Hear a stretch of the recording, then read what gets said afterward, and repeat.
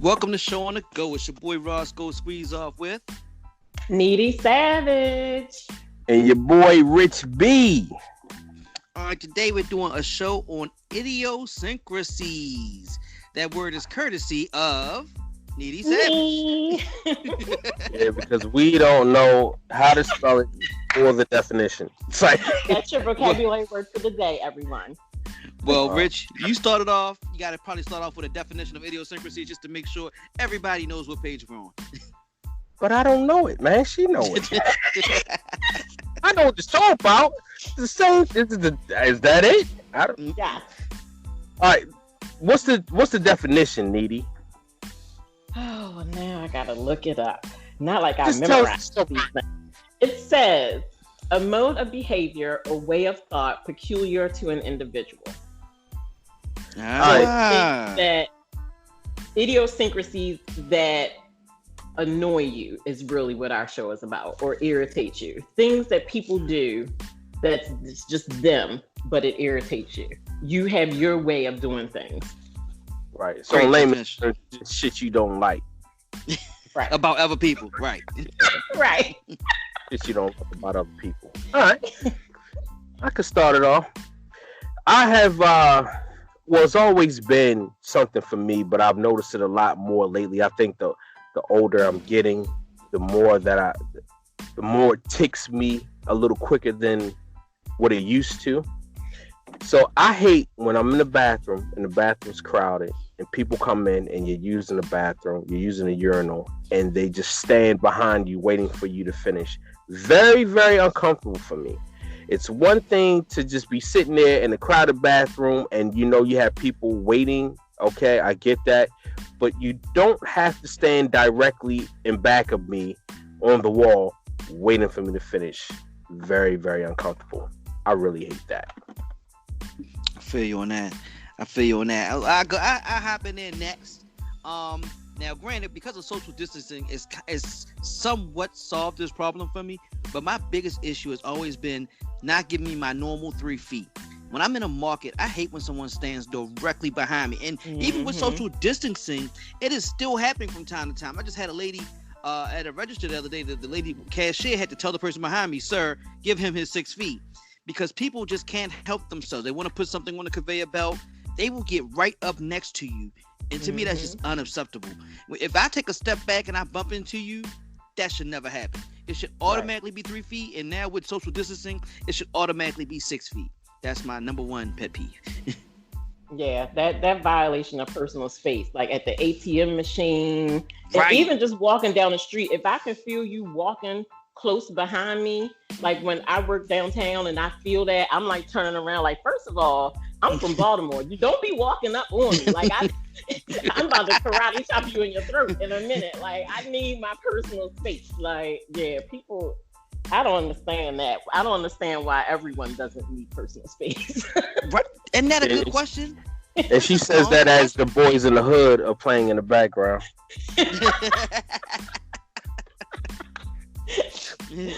But my biggest thing is not putting the toilet paper or the paper towels, if you use a paper towel roll, on the roll where top, you pull from the top, not from underneath. Oh my, to the point where it used to cause arguments when I was married. That's not the reason why I'm divorced, but when I was married, it used to be arguments about it because he would switch the toilet paper when he would go to the bathroom just to purposely agitate me, like, because he thought it was just crazy. But I will change toilet paper at other people's homes. If I use your bathroom and your toilet paper is coming from the bottom, best believe I'm turning it around to pull from the top. It is the most annoying thing ever to me. Yeah, you would have to leave my house. I will put you out on the spot. Here's the crazy thing. I agree with her. I was in the See? military, and that's a military thing. You have to have it. It's called TP dressing. Toilet paper dressing. You have to have it dressed from the top. That was how it was in the military. When they do an inspection of your quarters in the military, it has to be dressed from the top. I totally agree with her. Listen, Well, so that sheds some insight into why I caused so many arguments then, because my ex was in the military, and when he came home, it was like anti-military everything. He couldn't get out his uniform fast enough. In the summer, I'd be like, let's go camping. He'd be like, I ain't doing that. I got to do that for work. Like anything that reminded him of military, he was like against. So now I'm wondering if that's why he was so opposed to following my directive of the proper way of the toilet paper. Two things. You guys probably still would have been married if you would have figured this out a little bit earlier. Second thing is, no pun intended, I personally don't give a shit. And whether it's up, down, because the purpose that I need it for, as long as it's there and available, I don't care how I come off the road. I got you. No. What you got next? What you got next, Rich? Woo, I'ma say when people park too close to you, like when you go out of your way to park away from everybody, and then you have that one person that wants to come and park directly next to you. There's no cars around. You're in the middle of a desert, plenty of space, and plenty of other good spaces, and they want to come and park directly next to you. That shit. Hey, Rich, you know how I've sent Rich pictures of this stuff myself, because I've had this. I've parked so far away from everybody else usually that when someone parks next to me, I almost think they're doing it to upset me. Like you literally had to go past 15 parking spots to get to me, to park directly next to me. Unacceptable. And you're lucky I didn't do any damage to your vehicle. Golly. Remind me not to park next to you. Right. Angry, Al. Well, look, here's my next one. All right, everybody's been to fast food places before, and I don't know if this is a income area thing or kind of like a ghetto thing, but my number one pet peeve at a fast food spot is when I pull up and I say I'm at the drive-thru. Yes, I'd like to have a medium water. And they're like, will that complete your order? Like, no matter what you say, they yell out, will that complete your order after everything you say? Like, who the hell drives from their house, comes here to get a medium Sprite? Come on, let me finish my order. Let me just say what I want. Or anything else. Somebody, stop yelling out, will that complete your order? Like, they're trying to cut you off almost.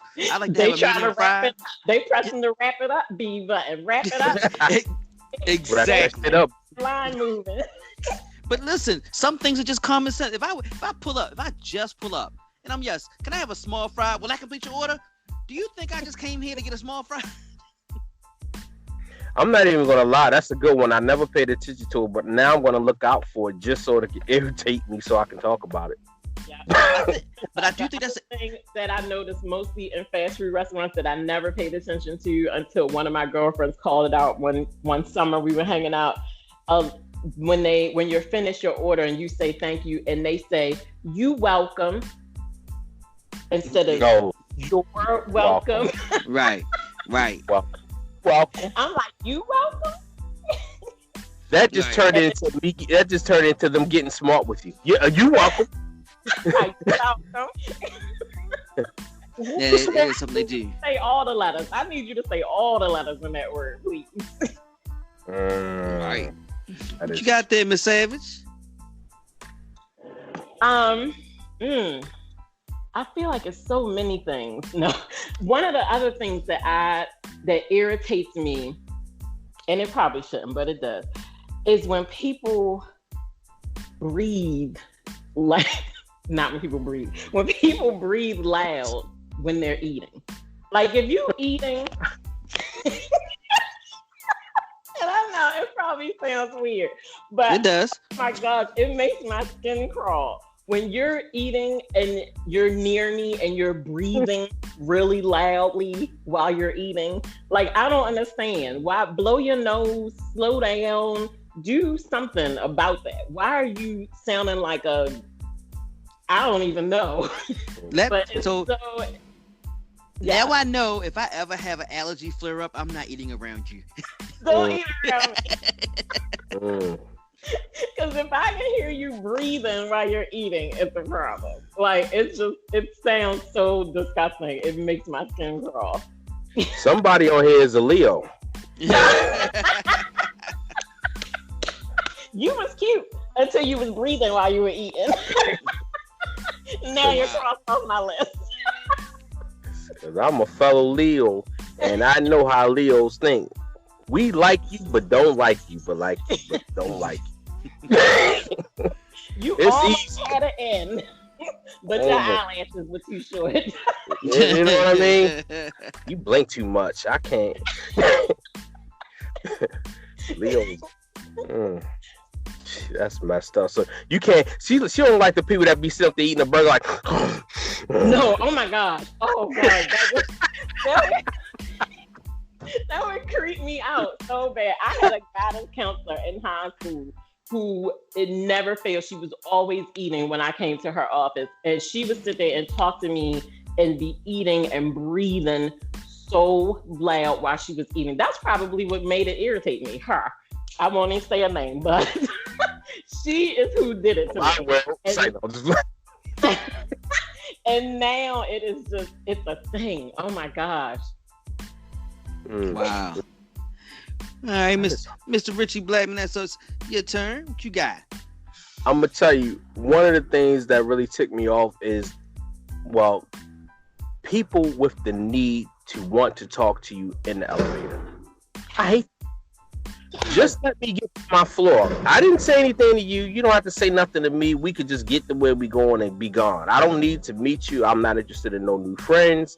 And it's just so awkward. It's like you get on the elevator and you're good, and then somebody else get on there, and then, oh man, crazy weather we're having. I'm like, I don't care, really. I don't care about the weather. I don't care about the O's. I don't care about the Ravens. But you know who do what it is, though? It's mostly white people that do that. And it's because they are uncomfortable with the awkward silence. And I am perfectly fine with awkward silence. I can be awkwardly silent all day long. But they are uncomfortable with that awkward silence. So you just gonna go 10 floors? 10, 12 floors, silence? Yeah. People in an elevator? What do I need to talk to you for? I don't know, y'all. What do I need to talk to y'all for? Yes. Fine, because you know what's not silent inside my head? I'm probably singing something. I'm probably replaying a movie. You didn't want to listen to them breathe when they were eating food, but you'll listen to them breathe on the elevator. No, I'm doing that, but I don't need to talk to you. I don't need to talk to you. Nope. No new friends. I don't know you. I'm not going to see you after we get off the elevator. I'm not going to talk to you ever again. I don't need that brief couple seconds or minutes of going up the elevator to be entertained by a conversation with you. Nope. I got you. So both of y'all agree.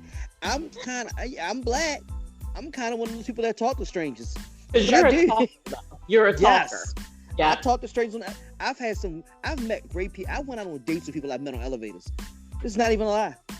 Now, I mean, if they were attractive and I was like, oh, this guy's attractive, then I might be so inclined to be okay with sparking a conversation. But in the normal realm of the world, no, I don't. You know how much I can accomplish? Next to you on the light rail. I don't need to talk to you if I'm standing in line. I don't need to talk to you if something crazy is happening right in front of us. I don't need to talk to strangers. Like, I don't need to talk to you about it. I understand. I mean, all right, I'm gonna give y'all. This is my third pet peeve right here. When you're driving down the street at whatever the stated speed limit is, 30, 25, 35, who cares? And someone pulls out in front of you really quickly, tails out of a parking lot or whatever it is, and then drive slow. Drive slow. Like, why couldn't you wait till I passed you?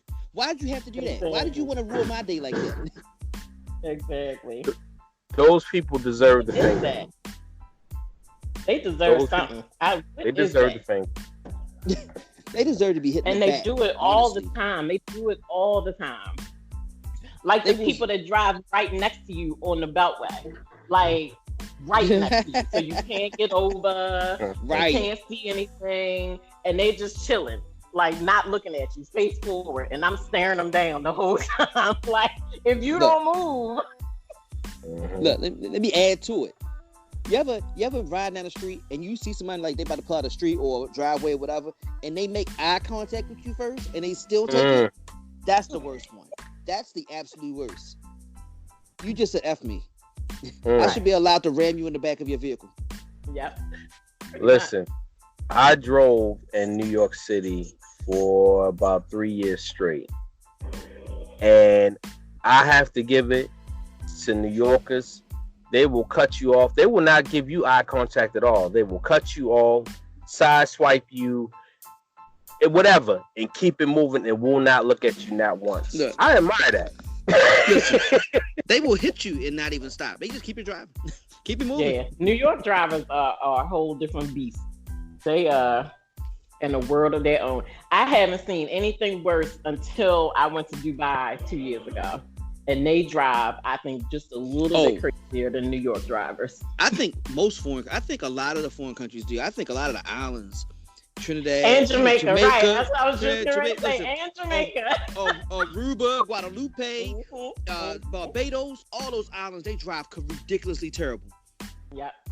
Have any of y'all ever in Jamaica, and it is scary, let me tell you, because not only am I on the opposite side of the car, opposite side of the road, but they drive like crazy people, because half the people driving in Jamaica don't have a driver's license. So it's like they just start driving, and they drive like crazy people. And look, and if you're like me, I feel like I'm going way faster than we're probably going. Because all I see is 200 kilometers. I'm like, what the hell? How fast are we going? I don't know. My brain can't translate that fast enough. Whatever. I'll gauge it by how I feel when I'm home. Right. Right. I'll tell you what, from what y'all describing, from what y'all describing as far as terrible drivers, speeding, not looking, it sounded a lot like West Baltimore. I don't know. It is, but the difference when you overseas is they don't have like guardrails anywhere. Like you would be riding on the side of it, feels like a cliff, and they just haul tailing around the corner in the water. Right, you just it just feels dangerous. Drop into this ocean right here next to me. Right.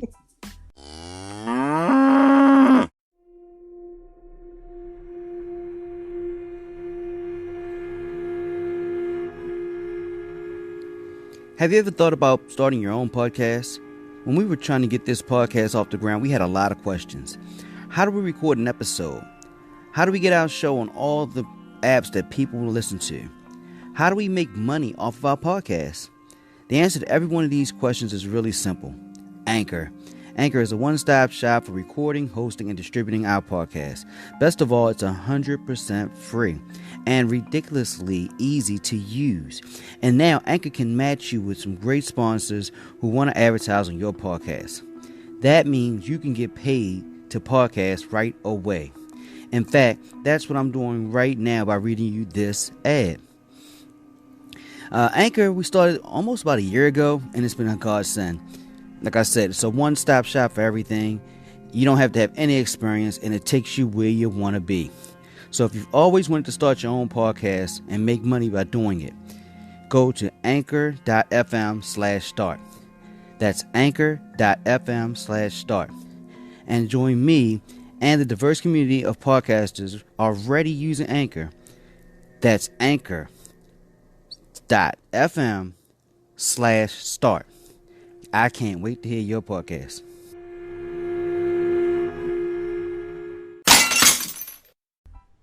Who's next? Who's next? I know you're running out of time here. Who's next up for it? Is it you, Miss Savage? Oh gosh. Yeah, I think I got one. You got one? Yeah, I got one. It's still along the lines of driving though. I hate when people feel the need when you pull up to a stoplight, somebody pull up next to you and they feel as though they have to look at you and stare into your car. That bothers me. I don't understand. why you have to look into my car. Like when we pull up, why can't we just look straight ahead? Why do you have to look at me and make eye contact and look into my car while we're at the red light? It's the same thing with the elevator. It's that same kind of thing. That awkwardness, that awkward silence. You two. People feel. You two we just are be in our antisocial. own bubble. You listen. I have met people. Listen. My first wife, I think I met her when she was in a car. She was in the car beside me. My second wife, I met her. She was trying to buy a house. I was a real estate agent. Like I meet people random ways. Like you know what I'm saying. Like I don't know. I meet people all the time. So these ways don't really. If you're not doing anything wrong to me, I won't be antisocial. You two. You talk to your therapist about this. No, Roscoe, see. No, Roscoe. See, I'm not gonna lie. It's people like you. You're the reason why I carry an extra set of headphones that I put in my ears and act like I'm listening to something or on the phone. I wear headphones in the market, in the grocery store, even though people tell me not to do that because I could probably meet somebody. That might be one of the reasons why I'm still single. But I don't want you to talk to me in the grocery store.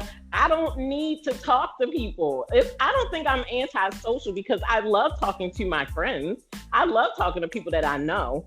But stranger danger. If I don't know you, I don't need to talk to you. Like, you know, it's a term for that. It's called selective mutism. You selectively go mute on certain people. That's an actual social disorder. I'm getting a t-shirt made. That's what it's called. That is me. Selective mutism is what it's called. Yeah, that's but me. See, the problem with this is there's a store manager in Whole Foods right now that has a crush on Needy Savage. It's like, I want to talk to her, but she's always on the phone. She's constantly bopping her head to something. I don't need it. I don't need to talk to you at the gym. I hate when guys hit on me at the gym when I used to go to the gym. Like, I don't need you to strike up a conversation. I'm in my zone. I'm racing you on the elliptical and you don't know it. But I don't need to talk to you while I'm doing it. Like, I have my own. I'm really like one of those movies or TV shows where they're like, I'm watching this TV show right now that my mom told me to watch called Zoe's Playlist or something like that. And so something happens and now she can hear people singing songs, like their feelings are in song and she's the only one that can hear it. And I feel like that's my life. Like I am so much in my head that I like being in there. Like it's fun in there. So I come out to talk to people that I know and stuff. But other than that, no, just let me have my world that's going on in my head. Cause I'm I'm doing fun things in there. Well, one quick point I want to make about that. That's not good for the disease called singleism. But from there, let me throw one, probably my last one of this show out. It's a bunch of them I got. But I'm gonna go with people who are extremely religious. Now, I don't mind anybody's religious. What I mean is, my uncle sticks out to me. I'll be like, "Hey, Uncle Junior, how you doing?" He'd be like, "Oh, God is good. God is good." I asked you how you doing. I didn't ask him. I said, "How are you doing?" Some people are so religious they can't even answer questions for themselves, right? Without using God's name in it at all. Well, I guess he's saying he's good because God was good. God is good. Yeah, that was his answer. That would be called overly. But it does sometimes feel like a little cultish, right? You know, it feels like a little brainwashed. Like, I'm not going to see this movie or like people who don't do things because the pastor doesn't do it. You know, like I'm not going to see Harry Potter because the pastor said it's the devil. You know, and it's just like. It's just Harry Potter. It's not that deep. Like, just I understand. Yeah. Just simple things in life. I mean, everything doesn't have to be. I mean, I guess everything is affected by God. I fully understand that, but it doesn't have to be said every time. You know. So somebody drops a nickel on the ground. Man, you dropped a nickel. God is good. God is so good. Thank you. God bless you. Like, okay, it's a nickel, miss. I got another one. I got another one for you. The other one is this. When your mate or your wife, my wife does it to me every single time. Every single time she does it to me, she'll say, "No, I'm not hungry." I said, "Okay, I want to get me something to eat. You want anything? No, I'm not hungry. I'm good. I get there, get my food, come back, sit down. Can I have some of your food? Can I have a bite? Exactly. You knew you were hungry when I told you I was going to go get me something to eat because I was hungry. Because she wasn't hungry. My wife did that to me last night. I said, because we had grilled out over the weekend, and I made these big homemade burgers and stuff. And for those, well, you guys know me, I don't cook, but I could grill, but I don't know how to cook. So she put together these burgers. I put them on the grill. They were great, onion, green peppers, and all of that stuff inside. It was excellent. She hooked it up, seasoned it great. So last night I said, you know what? We got a couple of those burgers. I'm gonna go ahead. I'm going to eat one tonight. I went upstairs. I put it on the bun. Put pepper jack cheese on it, mayonnaise, ketchup, and mustard. Had it looking real good. I said, babe, you want anything? No, I'm good. I said, all right, she good. You know, I'm not even gonna lie. Maybe in my mind, maybe my imagination, but I feel like I put a little Toronto around it and some to decorate it. It was kind of cute. But anyway, so I go downstairs with my burger. I sit on the couch. She looks at me. I look at her. I said, here you go. She said, can I have a bite of your burger? I said, no. She says, I can't have a bite of your burger? A small bite of your burger? I said, no. I said, you knew you were hungry when I made this sandwich. I'm not hungry. Then why you want She didn't want a whole burger, though. She didn't want a whole burger. No, she wanted a bite. You made it look good, and it belongs to you. Yes, I used to do that to my parents. I did that. I've done that to people I've been in relation. I do that to my child. I'd be like, I'm not hungry, and she'll order something or fix something, and I'd be like, Dylan, give me a bite of that. Well, so mad. I'll be eating with me savage ever. Legal grounds for divorce. Legal grounds for divorce. You should be able to walk away with everything you got. It looks good. I may actually file for alimony behind that because that is unacceptable. Unacceptable. I hate that too. You go out of your way to try to say, can I help you? Can I get you something? Can I order you something? Let me get you something extra. No big deal. You sure? You don't want anything? And then you still want some of mine? Well, I got exactly the amount and the portion that I want. It looks good. It smells good. It looks good. And then your mind is like, oh, wait, maybe I am hungry. You literally took one bite and was good with that. I think it's and good. Yeah, and now I'm good. Thanks. I just needed a bite. No, Legal grounds. I felt like a pit bull pissed on my fire hydrant. That's what I felt like. Listen, I know we got to get over here. We got things to get to today. One last one I want to toss out because I'm pretty sure we all go through it here because we all on the East Coast. I didn't recall seeing this on the West Coast ever, but squeegee boys. The squeegee boys are one of the most. I understand they're trying to make a couple extra dollars and people like to give money, but when you got a nice clean car, there's nothing worse than you putting that dirty squeegee on somebody's windshield. Yeah, no, I agree. I think my compassion for them overrides the irritation. So. Every corner? If you're riding through downtown, every corner you feel bad. It does irritate me because I hate the dirt. And then sometimes they'll try to be nice.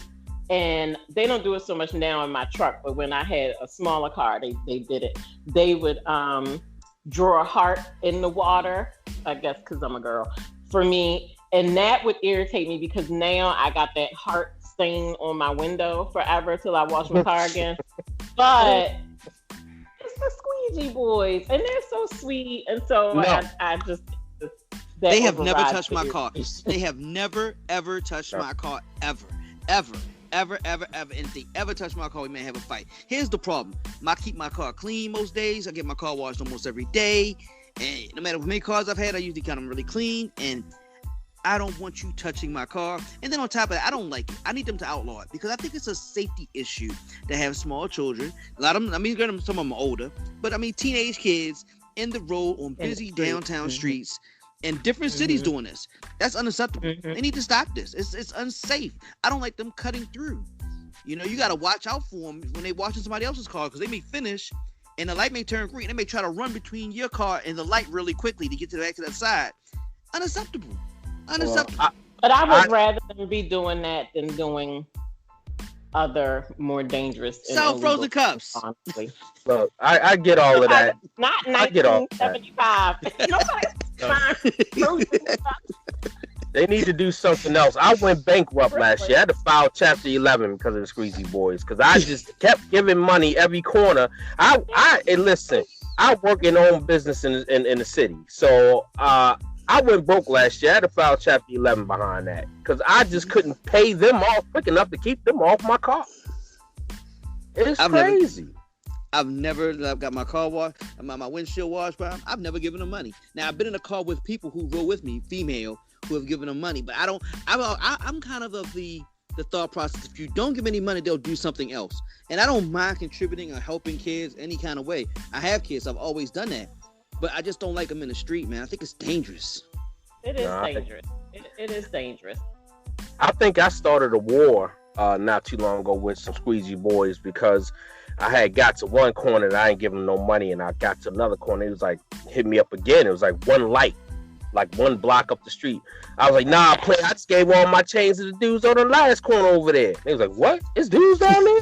I just drove off my I just, just the scene of the movie The Warriors just popped in my head at that point. I just got out of there.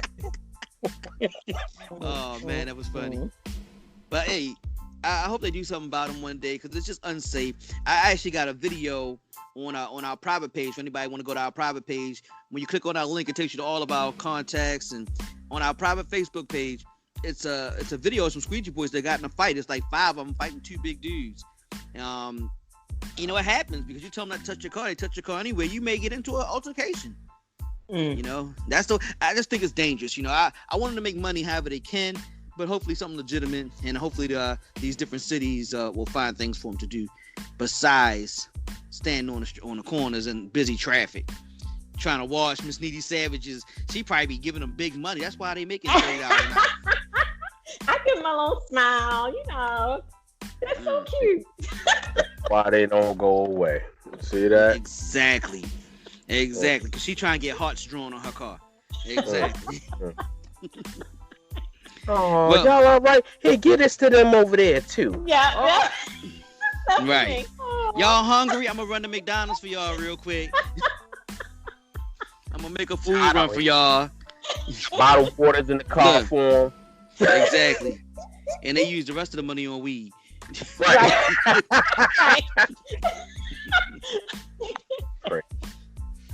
Aww. Well, all right. We're gonna definitely get back to this show again because this can go on for a long time, but we're not gonna talk your heads off all day today. Any final thoughts from anybody? Any final things you want to throw out there? Needy? I feel like it's so many running through my brain. I can't pull one out of all the cluster of words. But it's not a big deal because we're gonna run through this one again. This is a show that's gonna we'll probably do multiple times throughout the course of a year or two there. So once again, thank you for listening to the show on the go. It's your man Roscoe Squeeze up with Needy Savage and Richie B. Until next time, we out. Peace. All right, guys.